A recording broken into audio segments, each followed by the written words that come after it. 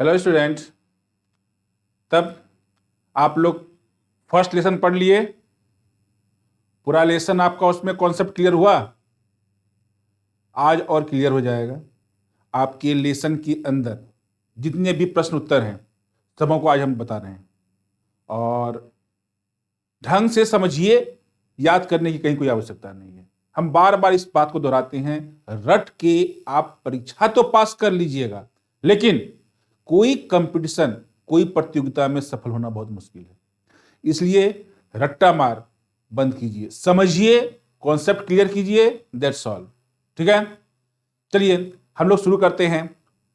अध्याय के अंदर जो क्वेश्चन आंसर हैं उसको हम लोग वन बाय वन क्लियर करते हैं। ठीक है, देखिए सबसे पहले जो आपको दिया हुआ है, निम्नलिखित में से कौन से पदार्थ हैं? कुर्सी, वायु, स्नेह, गंध, घृणा, बादाम, विचार, शीत, शीतल पेय, इत्र के सुगंध। ठीक है, तो इतना दिया हुआ है इसमें आपका। तो कौन से पदार्थ हैं और कौन से पदार्थ नहीं हैं? अब ध्यान दीजिएगा, पहला क्या है आपका? कुर्सी, ये आपका पदार्थ है। वायु, ये भी पदार्थ है। स्नेह पदार्थ नहीं है। गंध, ये भी पदार्थ नहीं है। घृणा, ये भी पदार्थ नहीं है। बादाम, सॉरी, गंध तो पदार्थ है, घृणा पदार्थ नहीं है। बादाम पदार्थ है, विचार पदार्थ नहीं है, नहीं। और शीतल पेय पदार्थ है, लेकिन शीतल पदार्थ नहीं है। ठीक है, और इत्र की सुगंध, इसे हम पदार्थ में मानते हैं। कैसे मानते हैं बता रहे हैं आपको अभी हम। तो इसमें क्या क्या पदार्थ हुए? कुर्सी, वायु, गंध, बादाम, शीतल पेय तथा इत्र की सुगंध, ये आपका इसमें पदार्थ है। अब बात होती है कि इत्र की सुगंध को हम कैसे लिए? तो वैसे कोई भी वस्तु या कुछ भी जो हवा में स्थान घेरती है, अर्थात उसका एक आयतन एवं द्रव्यमान हो, वह पदार्थ कहलाता है। तो यहां हम देख रहे हैं, कुर्सी हुआ, वायु, बादाम, शीतल पेय का आयतन तथा एक निश्चित द्रव्यमान है, अतः ये सभी क्या है? पदार्थ है। तो गंध या इत्र की सुगंध वायु में मिलने वाली सुगंधित कणों के कारण होता है। सुगंधित कण वायु में मिलता है तब ना सुगंध हम पे पास आता है। तो वो कण जो है, हालांकि बहुत ही छोटा कण है, लेकिन उसका भी कुछ ना कुछ आयतन है, कुछ ना कुछ द्रव्यमान है। इसलिए गंध या इत्र भी पदार्थ की श्रेणी में रखा गया है।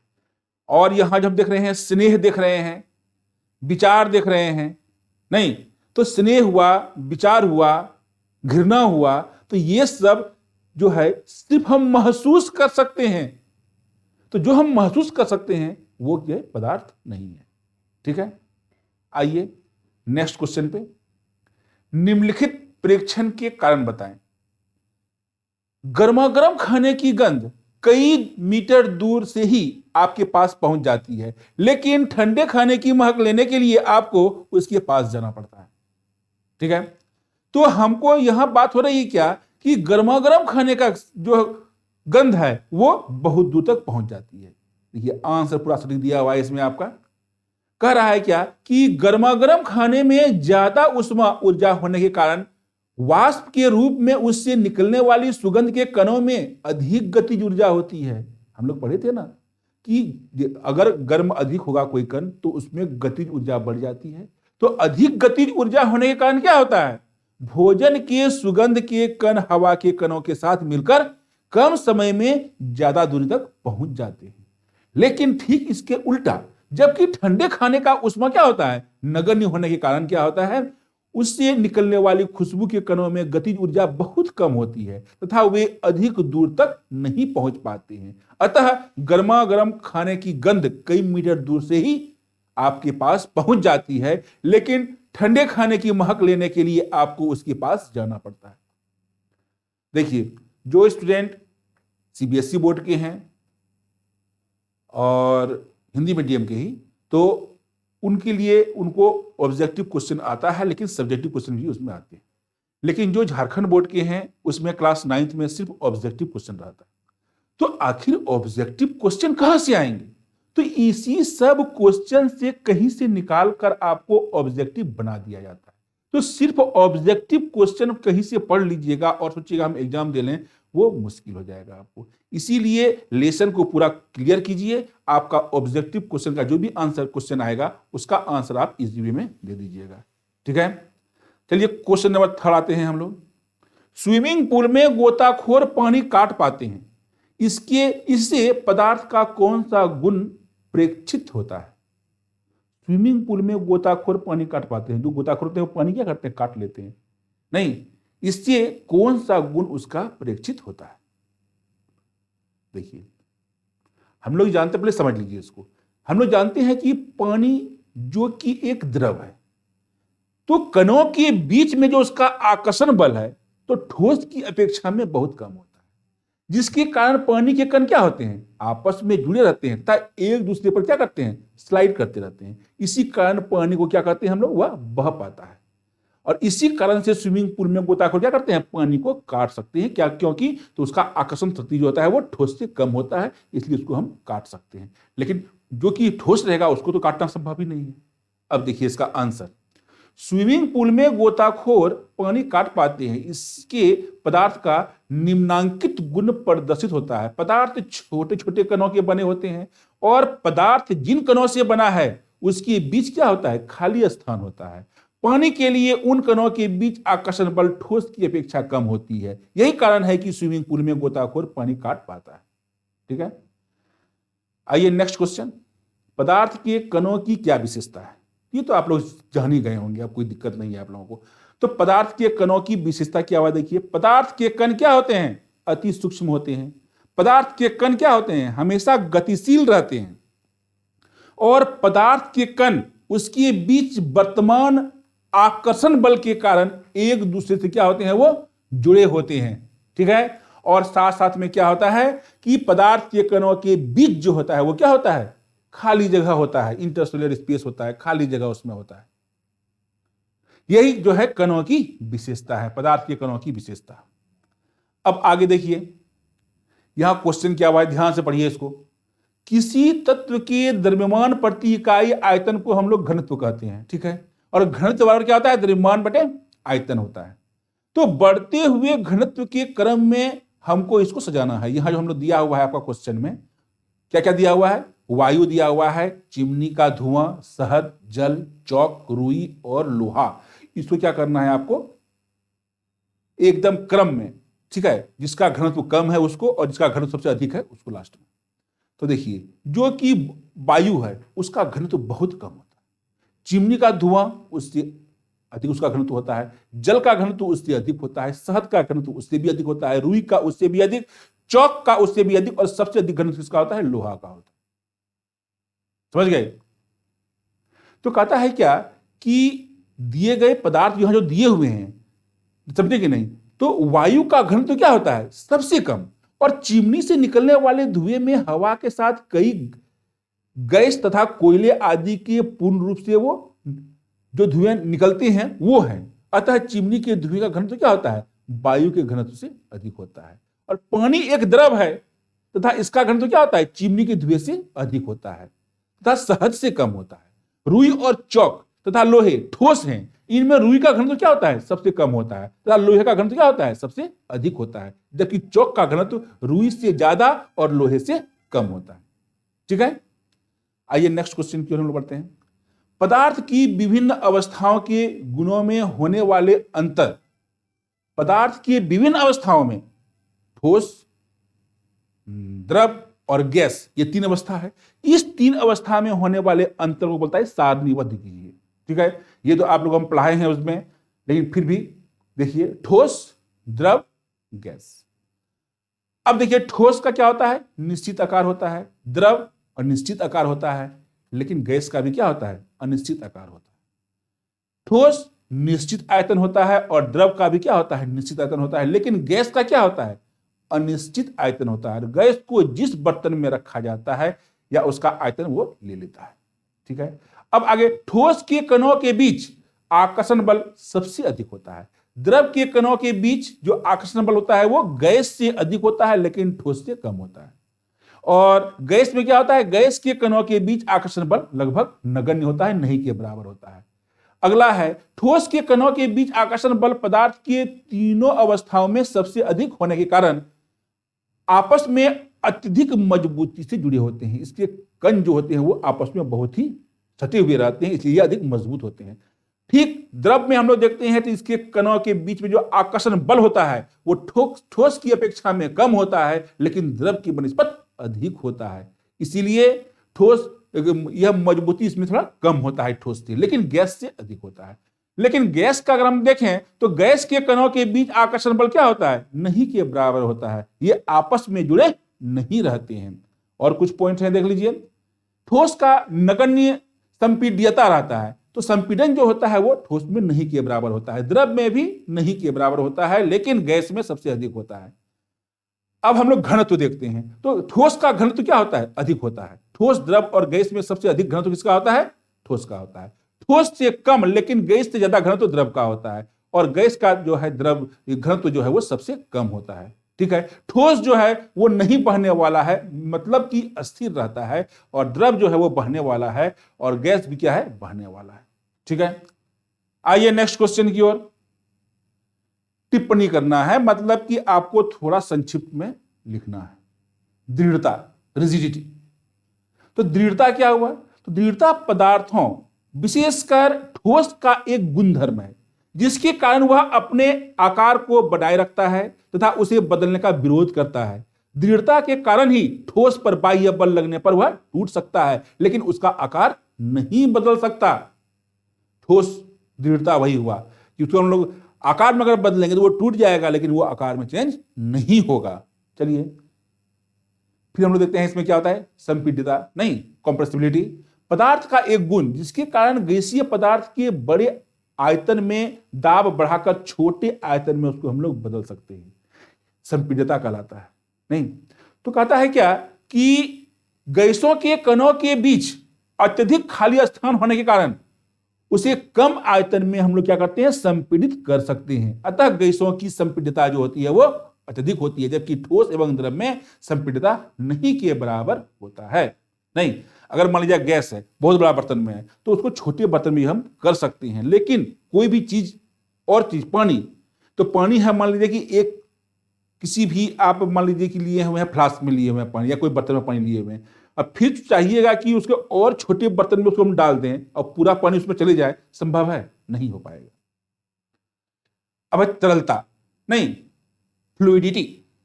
किसी पदार्थ के बहने की क्षमता तरलता कहलाती है। दूसरे शब्दों में अगर हम कहें तो तरलता के कण की कोई भी द्रव या गैस बह सकता है। तरलता के कारण कोई भी द्रव या गैस बह सकता है, और तरलता पदार्थों में द्रव तथा गैसों का एक विशेष गुण है। नहीं, ठोस में तो ठोस तो बह ही नहीं सकता है। ठीक है। चलिए नेक्स्ट, बर्तन में गैस का भरना। नहीं, फिलिंग ए गैस कंटेनर। गैसों के कणों के बीच आकर्षण बल क्या होता है? नगण्य होने के कारण इन कणों की गति सभी दिशाओं में तथा अनियमित होती है। यहीं पर अगर आप कहीं पर अगर थोड़ा कुछ जला दीजिए तो धुआं जो निकलेगा, गैस जो निकलेगा, वो किस ओर जाएगा ये कहना मुश्किल है। अगर मान लीजिए थोड़ा हवा चल रहा है तो वो हवा के विपरीत चले जाएगा, या हवा की दिशा में ही वो मुड़ जाएगा, विपरीत तो जाएगा नहीं, हवा की दिशा में ही। लेकिन अगर मान लिया जाए कि रूम में आप जलाते हैं कोई चीज, तो वो गैस उड़ के कहां जाएगा ये कहना मुश्किल है। इसी विशेष गुण के कारण गैस को किसी बर्तन में भरने पर गैस के कण बर्तन की दीवार पर बल लगाते हैं तथा बर्तन में पूरी तरह वो क्या होता है? भर जाता है। ठीक है, ये हुआ बर्तन में गैस का भरना। अब अगला आता है आकार। इसमें देखिए क्या बोल रहा है कि किसी पदार्थ का आकार उसकी निश्चित सीमा रेखाएं निश्चित करता है। एक ठोस का निश्चित आकार होता है, और विशेष तथा निश्चित आकार ठोस का एक विशेष गुण है। द्रव तथा गैस का कोई निश्चित आकार नहीं होता है। द्रव या गैस उसी बर्तन का आकार ले लेता है जिसमें उसे रखा जाता है। नहीं, आगे देखिए गतिज ऊर्जा क्या हुआ? Kinetic energy. गतिज ऊर्जा किसे कहते हैं या क्या हुआ? किसी भी पदार्थ की गति के कारण ऊर्जा उसकी गतिज ऊर्जा कहलाती है। पदार्थ के कण निरंतर क्या होते हैं? गतिशील रहते हैं, जिसके कारण उसमें गतिज ऊर्जा होती है। अगला है डेंसिटी, घनत्व। किसी भी पदार्थ के द्रव्यमान प्रति इकाई आयतन को हम लोग क्या कहते हैं? घनत्व कहते हैं। घनत्व बराबर क्या होता है? द्रव्यमान बटे आयतन। ठीक है। अगला क्वेश्चन देखिए अब क्या है? कारण बताएं। गैस पूरी तरह उस बर्तन को भर देती है जिसमें इसे रखा जाता है, इसका क्या कारण है? फिर वही कहानी हो गया, क्योंकि तो इसके बीच में जो आकर्षण शक्ति है वो क्या होता है? बहुत ही नगण्य होता है। इसी कारण गैस पूरी तरह बर्तन को भर देती है। ठीक है, अगला क्वेश्चन है, गैस बर्तन के दीवारों पर दबाव डालती है, इसका क्या कारण है? वही कारण फिर वही है, गैस के कणों के बीच आकर्षण बल नगण्य होने के कारण ये सभी दिशाओं में अनियमित रूप से गतिमान रहती है। इन कणों के सभी दिशाओं में अनियमित रूप से गतिमान रहने के कारण ये बर्तन की दीवारों पर दबाव डालती है जिसमें इसे भरा जाता है। ठीक है, कहीं कुछ नहीं है, सिर्फ अगर समझ लीजिए क्या चीज है ठोस द्रव गैस, तो ये सब क्वेश्चन आंसर बेकार है, कुछ नहीं है। समझना खाली आपको है और कुछ नहीं करना है। लकड़ी की मेज ठोस कहलाती है, क्यों कहलाती है? तो हम जानते हैं कि एक लकड़ी के मेज का एक निश्चित आकार और आयतन होता है जो कि ठोस पदार्थ का गुण है, अतः यह ठोस कहलाता है। नहीं, आगे, हवा में हम आसानी से हाथ चला सकते हैं, लेकिन एक ठोस लकड़ी के टुकड़े में हाथ चलाने के लिए हमें कराटे में दक्ष होना पड़ेगा। अभी देखिए, मान लिया यहां पर हम खड़े हैं, ऐसे इजी वे में हम हाथ चला लेते हैं, ठीक है, लेकिन यहां मान लिया कोई ठोस चीज हम ले लें और यहां हाथ चलाएं तो क्या होगा? संभव है आप ही को चोट लग जाएगा। इजी वे में चला पाइएगा? नहीं चला पाइएगा। क्यों? क्या कारण है इसका? तो हम जानते हैं कि क्या है, हवा एक गैस है, जिसके कारण हवा के कणों के बीच क्या है? आकर्षण शक्ति क्या है? बहुत कम है। इसलिए हम ऐसे अगर करते हैं तो वो क्या होता है? उसके कण वहां से हट जाते हैं, हम हाथ इजी वे में चला लेते हैं।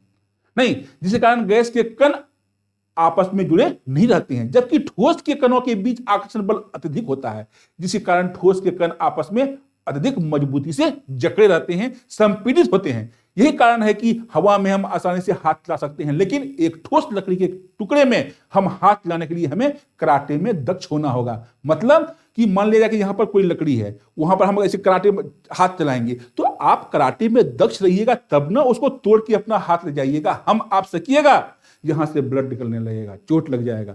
लेकिन जो कराटे में दक्ष हैं, एक बार ऐसे मारेंगे तो लकड़ी को तोड़ देगा, वो तोड़ देगा। ऐसे नहीं कि लकड़ी को वो मोड़ लेगा, तोड़ देगा उसको। ठीक है, अगला क्वेश्चन देखते हैं हम लोग। सामान्यतः ठोस पदार्थों की अपेक्षा द्रवों का घनत्व कम होता है, लेकिन आपने बर्फ के टुकड़े को जल में तैरते हुए देखा होगा ना?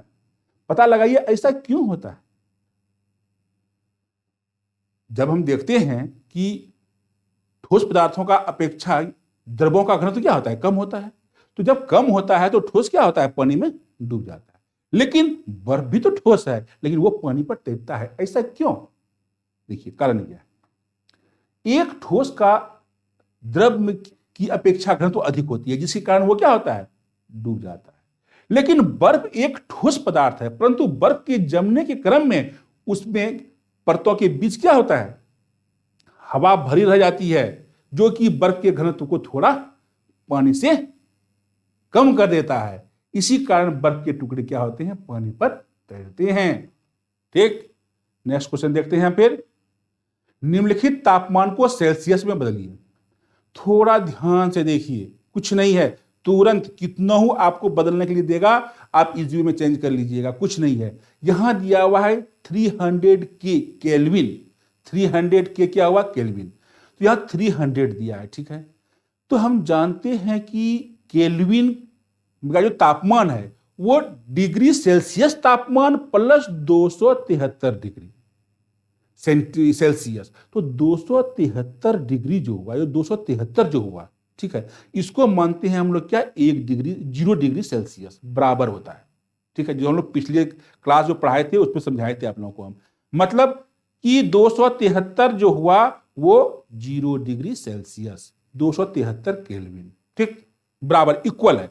यहां पर 300 के है, 300 केल्विन है, तो इस 300 केल्विन को क्या करेंगे हम? 273 इसमें माइनस कर देंगे, तो जो निकलेगा 27 निकलेगा, वो डिग्री सेल्सियस हो गया, कुछ नहीं है। वही यहां देखिए, हम जानते हैं कि केल्विन के का तापमान बराबर डिग्री सेल्सियस में तापमान प्लस 273 डिग्री, मतलब 273 डिग्री हो गया 0 डिग्री सेल्सियस। अब यहां 300 दिया हुआ है, तो 300 तो डिग्री सेल्सियस में तापमान प्लस 273 हो गया। अब बोल रहा है डिग्री सेल्सियस में तापमान 300 यहां पे दिया हुआ है हमको, तो ये 300 घटा 273 कर दिया, कितना हो गया? 73 डिग्री सेल्सियस हो गया। मतलब 300 केल्विन बराबर 27 डिग्री सेल्सियस। ठीक है, फिर देखिए और दिया हुआ है आपका इसमें 573 डिग्री के, देख लीजिए वही किया हुआ है इसमें। फिर हम जानते हैं कि केल्विन के में तापमान बराबर डिग्री सेल्सियस में तापमान प्लस 273, तो 573 केल्विन बराबर कितना हो गया, डिग्री सेल्सियस में तापमान प्लस 273। और डिग्री सेल्सियस तापमान में क्या किया, 573 में हम 273 माइनस कर दिया, कितना बच गया, 300 डिग्री सेल्सियस बच गया। तो यहां पर ये क्या हो गया, 573 के बराबर हो गया 300 डिग्री सेल्सियस। अब जो भी संख्या देगा आप इसको बना लीजिए अपने हिसाब से। निम्नलिखित तापमान पर जल की भौतिक अवस्था क्या होगी। अब ध्यान दीजिए, कह रहा है यहां अलग क्वेश्चन है, 250 डिग्री सेल्सियस पर जल की भौतिक अवस्था क्या होगी। हम जानते हैं कि जल जो है वो 100 डिग्री सेल्सियस पर वो क्या होता है, उबलना शुरू कर देता है। तो 250 डिग्री पर क्या होगा, ऑटोमेटिक है कि वो भाप बन जाएगा, नहीं बन जाएगा। जैसे यहां देखिए दिया हुआ है, क्या दिया हुआ है कि जल का क्वथनांक 100 डिग्री सेल्सियस है, अर्थात 100 डिग्री सी पर ताप पर जल उबलने लगता है, अर्थात वाष्प में परिणत होने लगता है। तो 250 डिग्री सेल्सियस पर क्या होगा, तापमान पर जल जो है वो गैसीय अवस्था में होगी। कुछ सोचना ही नहीं है इसमें। आगे देखिए, निम्नलिखित तापमान पर जलीय भौतिक अवस्था क्या होगी, 100 डिग्री सी, हालांकि दो बार लिखा गया है 100 डिग्री सेल्सियस। तो जल का क्वथनांक कितना होता है, 100 डिग्री सेल्सियस होता है, अर्थात 100 डिग्री पर ताप पर क्या होता है, जल उबलने लगता है, अर्थात 100 डिग्री ताप पर जल क्या होगा, वो जल के रूप में रहेगा, जल संक्रमण उसमें होगा नहीं। आगे देखिए, किसी भी पदार्थ की अवस्था परिवर्तन के दौरान तापमान स्थिर क्यों रहता है। ध्यान दीजिए, क्वेश्चन पर ध्यान दीजिए। किसी भी पदार्थ की अवस्था परिवर्तन के दौरान, जब किसी भी पदार्थ की अवस्था में परिवर्तन होता है, चाहे ठोस से द्रव बन रहा हो या द्रव से गैस बन रहा हो या फिर गैस से द्रव बन रहा हो, द्रव से ठोस बन रहा हो, किसी भी परिस्थिति में तापमान उस समय क्या होगा, कांस्टेंट रहता है, अस्थिर रहता है। ऐसा क्यों, देखिए जब ठोस को द्रव में हम परिवर्तित करते हैं, ठोस को द्रव में मतलब बर्फ को जब हम पानी बनाते हैं तो उसको हम लोग गर्म करते हैं, तो ठोस की पिघलना शुरू कर देता है। जिसे हम गर्म करते हैं तो बर्फ क्या होता है, पिघलना शुरू कर देता है। और गलनांक आने के बाद सारे द्रव पिघलने तक अपना स्थिति वो क्या रहता है, तापमान उसका सेम रहता है, क्योंकि पिघलने में तापमान खर्चा हो जाता है, इसलिए ताप उस द्रव का बढ़ नहीं पाता है। ऐसा सिस्टम या बीकर को लगातार उष्मा प्रदान करने के बावजूद भी नहीं होता, कितना आगे उसमें तेज कर दीजिए पानी तुरंत गर्म नहीं हो जाएगा, पहले वो द्रव में चेंज होगा सेम तापमान पर, तब वो गर्म होना शुरू करेगा। इस क्रम में प्रदान की गई उष्मा ठोस को गलाने या पिघलाने में खर्च हो जाती है। इसी को हम क्या कहते हैं, उष्मा। इसी उष्मा को हम लोग गुप्त उष्मा कहते हैं या प्रसुप्त ताप कहते हैं इसे।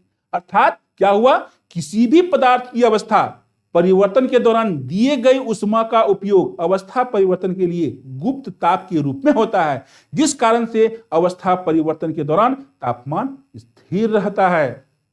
मतलब बर्फ, सिंपल तरीका में समझिए ना, बर्तन लीजिए, बर्फ रख दीजिए, उसमें गर्म कीजिए, कितना हो हीट दीजिए, तुरंत देखिएगा कि वो जो बर्फ का टुकड़ा है वो गर्म कभी नहीं हो जाएगा, वो पहले पिघल कर पानी ऐसा हो जाएगा, उसमें उसका तापमान एक जैसा रहेगा। हाँ, पिघलने के बाद तब वो गर्म हो, एक अलग कहानी है। लेकिन आप सोचिए कि पूरा हीट करना शुरू कर दिए और बर्फ का जो टुकड़ा रखा हुआ है वो भी गर्म हो जाए, ऐसा नहीं होगा। नेक्स्ट, वायुमंडलीय गैसों को द्रव के रूप में परिवर्तित करने के लिए कोई विधि सुझाइए। ध्यान दीजिए, वायुमंडलीय गैसों को द्रव में परिवर्तन करने के लिए कोई विधि सुझाइए। ठीक है, तो कहता है वायुमंडलीय गैसों को दाब बढ़ाकर तथा तापमान घटाकर उसको हम लोग द्रव में परिवर्तित कर सकते हैं। दाब बढ़ाइए और ताप घटा दीजिए, वो द्रव में परिवर्तित हो जाएगा। गर्म शुष्क दिनों में कूलर अधिक ठंडा क्यों देता है। गर्मी के दिनों में कूलर चलाते हैं ना, तो वो ठंडा क्यों देता है। ध्यान दीजिए, एक कूलर वाष्पीकरण के सिद्धांत पर कार्य करता है, नहीं, और वाष्पीकरण में द्रव जो सतह पर होती है कि कणों में उससे नीचे के द्रव के कणों की तुलना में ज्यादा गतिज ऊर्जा होता है। ऊपर का जो जल हुआ तो वो उसमें अधिक गतिज ऊर्जा होता है बनस्पत उसके नीचे के पानी से। तो ये कण अपने आसपास का तापीय ऊर्जा को क्या करता है, अवशोषित करके क्या होता है, वो वाष्प में उड़ जाता है और वाष्पीकरण की दर आर्द्रता घटने पर बढ़ती है। और चूंकि गर्म एवं शुष्क दिनों में क्या होता है, वायुमंडल में कम आर्द्रता रहती है, वायुमंडल में नमी कम रहती है, जिसके कारण वाष्पीकरण की दर जो होती है वो बढ़ जाती है। अतः गर्म एवं शुष्क दिनों में वाष्पीकरण तेजी से होने के कारण कूलर अधिक ठंडा देता है, उसका हवा हमें अधिक ठंडक महसूस होता है। गर्मियों में घड़े का जल ठंडा क्यों होता है? नहीं, गर्मी के दिनों में हम लोग घड़े का पानी पीते हैं, देखते हैं ठंडा पानी लगता है, ऐसा क्यों होता है? ध्यान दीजिए, घड़े की सतह क्या होती है, कई सूक्ष्म छिद्रों से होता है। उसकी सतह पर बहुत सारे महीन महीन छिद्र होते हैं, जिससे उसमें सतह वाले जल के कारण वो क्या होते हैं, अवशोषित हो जाते हैं। और जल के कणों का सतह जो है क्षेत्र बढ़ जाने के कारण उसका वाष्पीकरण होने लगता है। और वाष्पीकरण के क्रम में ये कण क्या होते हैं, आपस के कणों से तापीय ऊर्जा अवशोषित कर उसका तापमान क्या करता है, कम कर देता है। और सर्दियों में वातावरण में आर्द्रता कम होती है तथा तापमान क्या होता है, अधिक होता है। तो वाष्पीकरण की दर तापमान बढ़ने और आर्द्रता घटने से क्या होता है, बढ़ जाता है। अतः गर्मियों में क्या होते हैं, घड़े के जल जो है वो ठंडे हो जाते हैं। ये सब सामान्य सी बात है, 2 बार पढ़िएगा आपको याद हो जाएगा। एसीटोन, पेट्रोल या इत्र डालने पर हमारा हथेली ठंडा क्यों हो जाता है? अपना हाथ लीजिए, 2 बूंद पेट्रोल डाल दीजिए। ठीक है, घर में आपको पेट्रोल नहीं मिला, सेंट हो रखते हैं ना घर में सेंट, उस सेंट को हाथ में रखिए ना, देखिए आपको ठंडा महसूस होगा। ऐसा क्यों होता है? पेट्रोल में भी ऐसा ही होता है। तो कहता है एसीटोन हो या पेट्रोल हो या इत्र हो, वो क्या है, उड़नशील द्रव है, वो तुरंत उड़ जाएगा हाथ से। अर्थात कमरे के ताप पर ही वो क्या होता है, वाष्प में बदल जाता है। और जब एसीटोन को, पेट्रोल को या इत्र को हम अपने हथेली पर रखते हैं तो इसका सतह क्या होता है, क्षेत्र नीचे जो जिसे डाले उसका क्षेत्र क्या होता है, बढ़ जाता है, जिसके कारण ये तेजी से वाष्पित होता है। एक तो ये अपने आप वाष्पित होने लगता है हवा के संपर्क में आने पर, लेकिन हथेली पर तो वो उसका क्षेत्र और बढ़ गया, वो तो और तेजी से वाष्पित होगा। तो वाष्पीकृत होने के क्रम में यह हथेली से क्या करता है, उसमें ऊर्जा को वो अवशोषित कर लेता है और उसका तापमान क्या करता है, कम कर देता है तथा हथेली को क्या करता है, शीतल प्रदान करता है। यही कारण है कि एसीटोन हो या पेट्रोल हो या इत्र हो, उसको हथेली पर रखने पर क्या होता है, हथेली ठंडी हो जाती है, उसे ठंडक महसूस होता है। 16 कप की अपेक्षा प्लेट से हम गर्म दूध या चाय जल्दी क्यों पी लेते हैं? चाय जब पीते हैं, कहीं आपको बहुत जल्दी जाना है, बहुत हड़बड़ी है, चाय भी पीना है, बहुत जरूरी है, तो हम प्लेट में लेते हैं उसको और तुरंत कप से उसको हम डाल लेते हैं। तो उससे क्या होता है, उसका क्षेत्रफल बढ़ जाता है। अब बढ़ जाने के बाद क्या होता है, वो ठंडा हो जाता है। देखिए, गर्म दूध या चाय नहीं को प्लेट में डालकर उसकी सतह क्या करते हैं, हम लोग सतह क्षेत्र को बढ़ा देते हैं और सतह क्षेत्र बढ़ने के कारण क्या होता है, उसमें वाष्पीकरण की प्रतिक्रिया तेज हो जाती है और वाष्पीकरण के क्रम में इस द्रवों के कण क्या होते हैं, आपस से उसमें ऊर्जा अवशोषित कर लेते हैं, जिससे आसपास का तापमान घट जाता है तथा आसपास के द्रव ठंडे हो जाते हैं। जबकि कप में सतह में क्या है, क्षेत्र में कम क्षेत्र है, कम होने के कारण क्या होता है, यह वाष्पीकरण की प्रक्रिया धीमी रहती है तथा उससे रखा द्रव धीरे धीरे ठंडा हो पाता है। यही कारण है कि कप की अपेक्षा प्लेट में हम दूध चाहे चाय जल्द पी लेते हैं, क्योंकि तो वो जल्द ठंडा हो जाता है। गर्मियों में हमें किस तरह के कपड़े पहनने चाहिए? बोलिए कैसा कपड़ा पहनना चाहिए? तो गर्मियों में हमें सूती कपड़ा पहनना चाहिए, पहनते हैं ना। तो गर्मी के दिनों में हमें ज्यादा पसीना निकलता है और पसीना निकलना क्या है, यह एक शारीरिक प्रक्रिया है जो गर्म के दिनों में शरीर को ठंडा रखता है। अर्थात पसीना निकलने से हमें शीतलता मिलती है और वाष्पीकरण के दौरान द्रव की सतह के कारण हमारे शरीर या आसपास से ऊर्जा प्राप्त करके वाष्प में बदल जाते हैं और वाष्पीकरण की प्रसुप्त ऊष्मा के बराबर ऊष्मीय ऊर्जा हमारे शरीर से अवशोषित हो जाती है, जिससे शरीर का तापमान कम हो जाता है और हमारा शरीर क्या होता है, शीतल हो जाता है।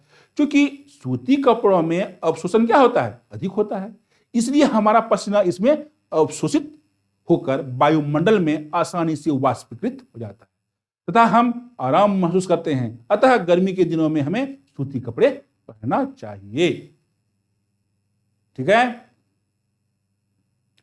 तो ये हुआ आपका लेसन के अंदर का क्वेश्चन आंसर।